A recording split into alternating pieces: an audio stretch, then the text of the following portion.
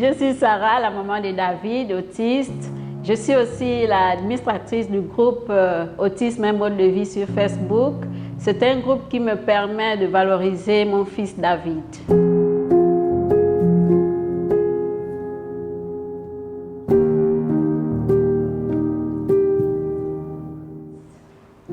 Ma grossesse s'est très bien passée, je n'ai pas eu de complications.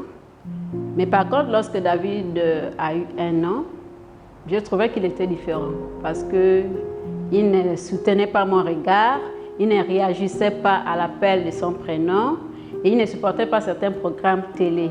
Il avait une attirance particulière pour des chaînes musicales.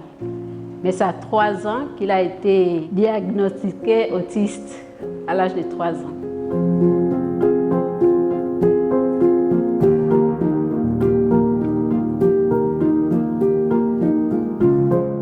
Déjà, David a été envoyé par l'école, par l'établissement. Donc, il n'avait pas vraiment de complications en tant que tel. Mais lorsque nous sommes arrivés, nous avons rencontré l'orthophoniste qui a fait certains tests et tout. Mais à 7 ans, il a fait un bilan orthophonique.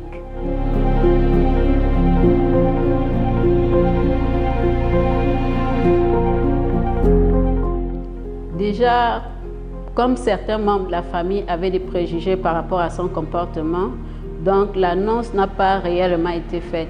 Mais je me suis plutôt tournée vers mon oncle et son épouse qui m'ont toujours soutenue dans les moments difficiles. Donc l'annonce au milieu familial, non, ça n'a pas vraiment été fait.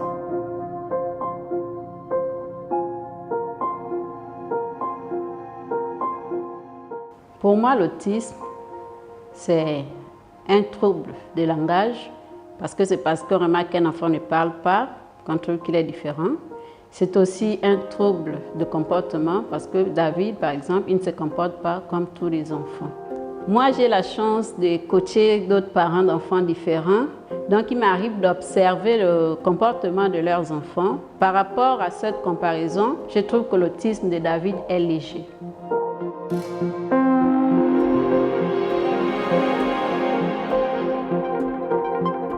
Moi, je passe mon temps à régler, si je peux dire, ou encore à ranger le physique de David parce que justement, j'ai peur que les gens voient cette différence-là. Bien qu'elle ne soit pas physique, je me dis toujours qu'elle peut être visible quelque part. Donc, je me bats toujours à ce qu'il soit physiquement comme tous les enfants de son âge, bien qu'il l'ait bien sûr. Et pour ceux-là qui ont des préjugés, je leur dirais de chercher d'abord à connaître David par exemple, parce que c'est un enfant très intelligent, c'est un enfant, à la maison il est très serviable, il fait la vaisselle, il aide sa sœur, c'est un enfant qui est aimable, il est jovial, il n'est pas si différent que ça dans sa façon d'être, il a des sentiments, il exprime certains besoins, donc je leur dirais plutôt, au lieu de juger sans connaître, cherchez d'abord à vous rapprocher de David, de savoir qui il est et à partir de là, vous pourrez ou non l'aimer ou pas.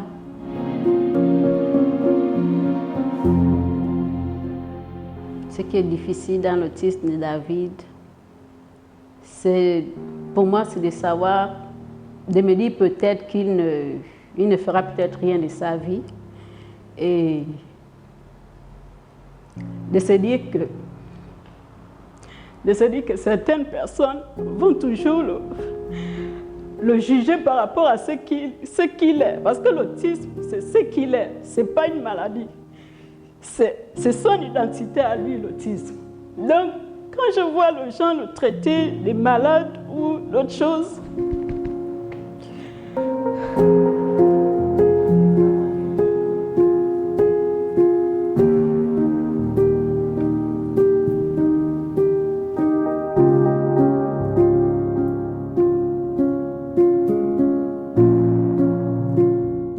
David est mon fils cadet. il a un grand frère qui est vraiment son modèle. Ah oui, c'est son modèle. Même lorsqu'on parle de qu'est-ce que tu feras plus tard, il dit Nathan. Je ne sais pas s'il comprend le sens du mot, mais il dit Nathan. Et il a aussi une petite sœur qui est leur relation est vraiment très fusionnelle. Ils font tout ensemble, ils vont à l'école ensemble. Il y a les petites bagarres, oui, mais ça c'est normal. Il y a aussi, sa sœur l'aide beaucoup. À la maison, on dit que c'est son porte-parole, elle fait tout pour lui. Et David suit souvent ce qu'elle fait. Donc, c'est en quelque sorte aussi son modèle.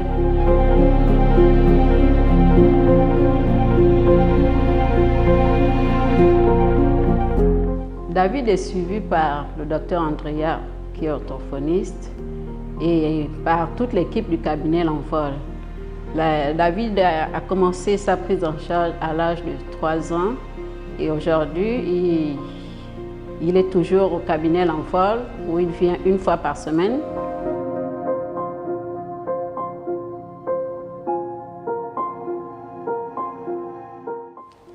David, nous l'avons d'abord, comme tous les enfants à 3 ans, inscrit dans une école ordinaire. On n'avait aucune idée de son autisme. Ensuite, il est venu à L'Envol, il a fait la classe spéciale pendant 2 ans et en 2018, il a été intégré dans une école ordinaire à moyenne section maternelle. Cette année, il a 8 ans, il est en classe de CP2, ça se passe très bien, il s'en sort, il travaille à son rythme avec l'aide de la maîtresse, ça se passe très bien.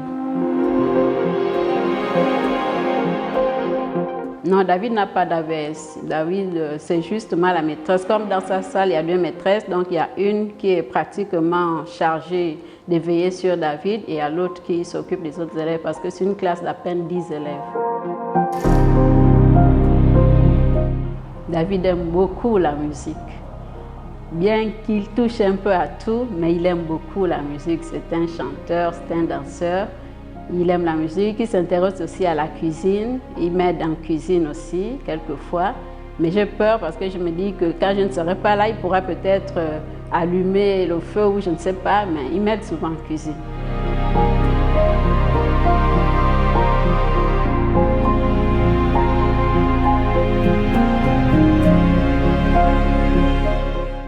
Oui, bien sûr, c'est pour cette raison que j'ai dû changer l'apparence physique déjà de David et faire cette coiffure qu'il a.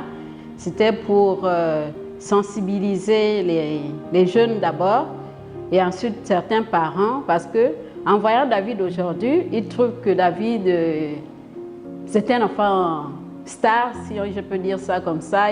Tout le monde l'admire dans la rue.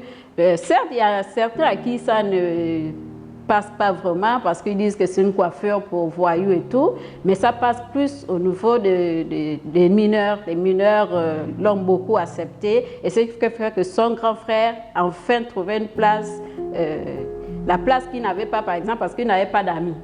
Tu ne peux pas avoir des amis si ils passent leur temps à se moquer de ton frère, donc toi tu te retires, sauf si tu n'aimes pas ton frère, ok, tu vas te mettre aussi de leur côté et se moquer. Mais comme lui, il est très attaché à son petit frère et qui ne supporte pas déjà, il arrive même qu'il se batte avec certains, il s'est tellement battu que ça m'a fait un déclic. C'est pour cette raison que j'ai choisi cette coiffure pour David, ce style vestimentaire qu'il a. C'est justement pour essayer d'effacer ce regard-là que les gens avaient sur lui.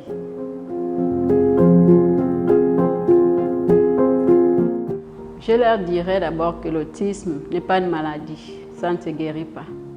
Donc n'attendez pas à ce qu'un médecin vous fasse une ordonnance pour un traitement. Non, ça ne se fera jamais.